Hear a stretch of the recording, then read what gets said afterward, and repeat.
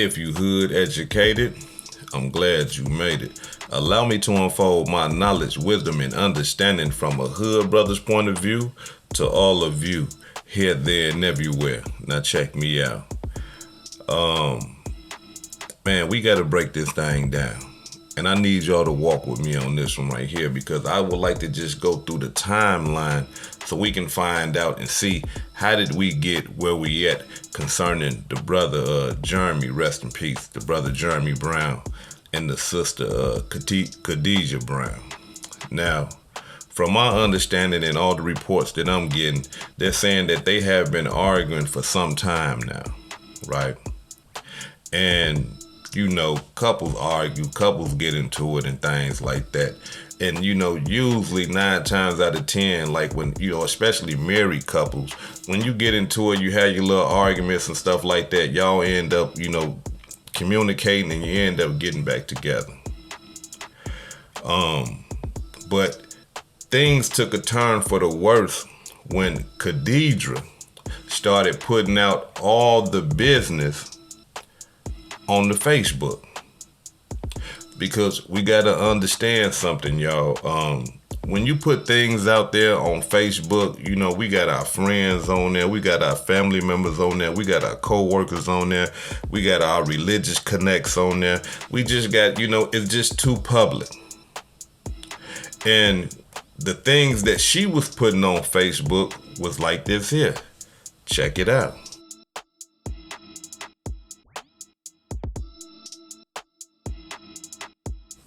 Now, as y'all can see by that Facebook post, she puts it out there that her husband is having sex with his co-workers. Now, understand, her husband is the manager at the place that she named, and she's saying that he's having sex with the co-workers. And she puts this out there in the public. So you gotta believe that, being that she did that people were calling his phone and texting him and saying, hey, bruh, you know, your wife saying this, that, and the other. She on the book saying this, and you having sex with your co-workers and things like that. What this can do is it can cause a conflict with the man employment. He can be fired. I mean, don't nobody need this type of negative energy at their place of business. You see what I'm saying? Whether it's true or false, you just don't need that type of negative energy. And not only that, she put it out there as if it is the truth. Now, it didn't stop there. That wasn't enough right there. She had to go in a little bit deeper and a little bit harder. Check it out.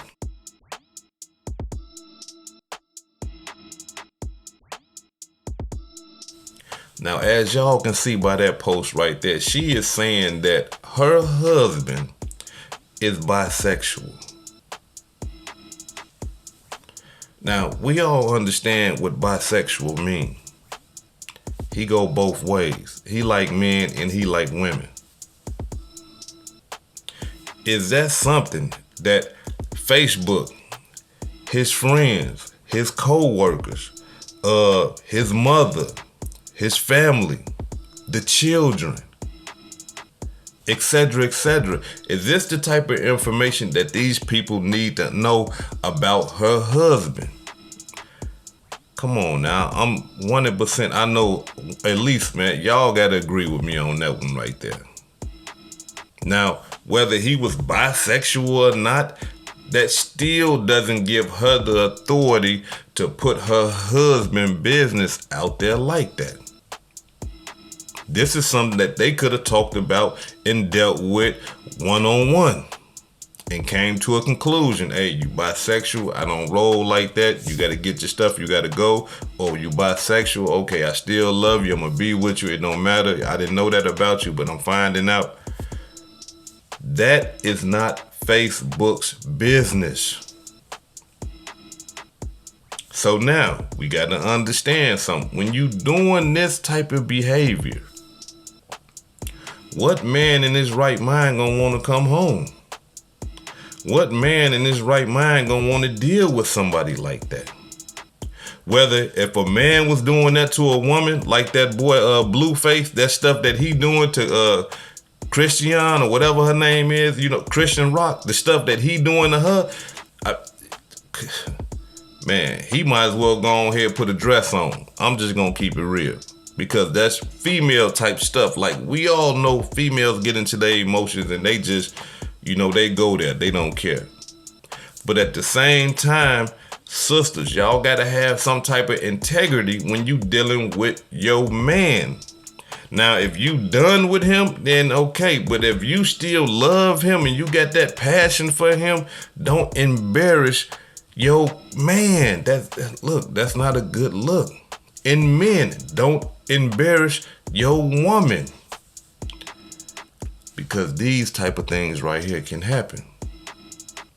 Now, after she did those 2 posts right there, at some point he got to come to the crib and get his clothing. He comes to the crib. When he comes to the crib, he got to deal with the mother. He got to deal with her. His kids is there. And everybody just ganging up on this man. They dogging him. They ganging up on this man. They dogging him. And all he want to do is come and get his stuff. We got to pay close attention to the video.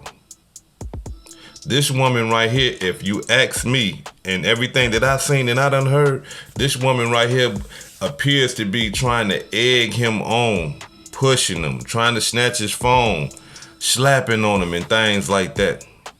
Trying to get him to engage in a physical confrontation. Then you hear the slap.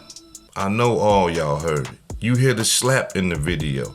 Now after the slap, everything go dark and all you get is the audio. You can just hear it. I'm under the impression that after she slapped him, he snatched her up. Because he was saying things like, hit me again, hit me again. Now that's the type of talk like, after somebody done hit you, you done grabbed them and you done put them in a position where they can't hit you and you upset and you like, see, hit me again, hit me again. So that's a possibility. But as soon as he did that, she went to go get that gun. Now we gotta understand something when we dealing with guns. Guns don't kill people, y'all. I can go look, you got a gun in your house, y'all go get y'all gun and set it right in front of y'all right now. That thing ain't gonna do nothing but just sit right there and collect dust. It ain't gonna move. We, human beings who are in control of the guns, make them kill people. So, when she went and grabbed that gun, that took everything to a whole nother level. Not only that though, because we gotta understand this right here. When she had that gun in her hand, she told that man, I'ma kill you tonight. That's not no language that you use for people that you love. She told that man, I'ma kill you tonight. Now, after that, next thing you know, we hear the shot go off. Let me tell y'all something. It takes 5 pounds of pressure to pull a trigger. 5 pounds of pressure to pull a trigger. It takes thought to raise a gun and aim a gun to somebody and pull the trigger. This is not something that people just do. Come on, y'all. We got to quit that. We don't just walk around pulling guns out, raising them, and just and firing them and shooting them at people and pulling the trigger. We don't just do that. All this right here is a thought process. When you raise a gun and you aim it at somebody and you pull that trigger, you trying to kill them. You trying to shoot them. So when she did that, when she pulled that gun and aimed it at that man, her husband, her child's father, and she shot him, that was intentional. That wasn't by mistake. I hear y'all in the comments. She mistakenly did it. Come on, y'all. Don't do that. Don't do that. No, we don't aim guns at people and pull the trigger, and then once it go off and say, oh, that was a mistake. I didn't know it was one in the chamber. How you ain't know it was one in the chamber? It's your gun. How you didn't know that? It's your gun. And right after that, she said, I don't want to go to jail. Oh shit, I don't want to go to jail. Why is that your second thought after you done shot your husband? You don't want to go to jail. Now, a lot of y'all are saying that it was by accident. Why? Because after she did all that, she said, I didn't know it was one in the chamber. Then she started yelling and crying for him. I'm sorry and all this old type of stuff. I understand y'all and I feel what y'all saying, but nah. When you pull a gun and you up that gun and you direct that gun at somebody and you pull that trigger, like I said before, it takes 5 pounds of pressure to pull that trigger. And you do that, that's intentional. That ain't no mistake. That's intentional. Tell that to that brother when she shot him that she mistaken. Nah, you can't tell him that. If he was here living right now today, he'll be like, nah, man, she pulled the gun on me, pointed it at me, and pulled the trigger. That's intentional. But unfortunately, he's not here to tell us his side of the story. So for all y'all that's saying that, well, yeah, she found out that he was cheating. She found out that he was bisexual and all that old type of stuff. Man, that doesn't give nobody the authorization to kill somebody. Regardless if the man was bisexual, regardless if he was cheating on and stuff like that, that is not a green light for us to say, you know what, you cheated on me, I can go ahead and kill you now. Oh, you bisexual and I ain't know that? I can go ahead and kill you now. That doesn't give us the authorization to take somebody's life. Do I agree with everything that this woman did? No. I don't agree with that. Do I agree when we have men who do the same thing? Because we got men out here that do the same thing. Kill women because women don't want to be with them no more. I don't agree with none of that type of activity. None. Whether it's coming from a man or a woman. That's just something that I just don't agree with. We got to start getting in the mind frame that, look, you're going to be in a relationship with people that's going to break your heart. But understand that hurt that you feeling and all that stuff that's temporary. That's not gonna last forever. That feeling that's, got your heart broken and all that ain't gonna last forever.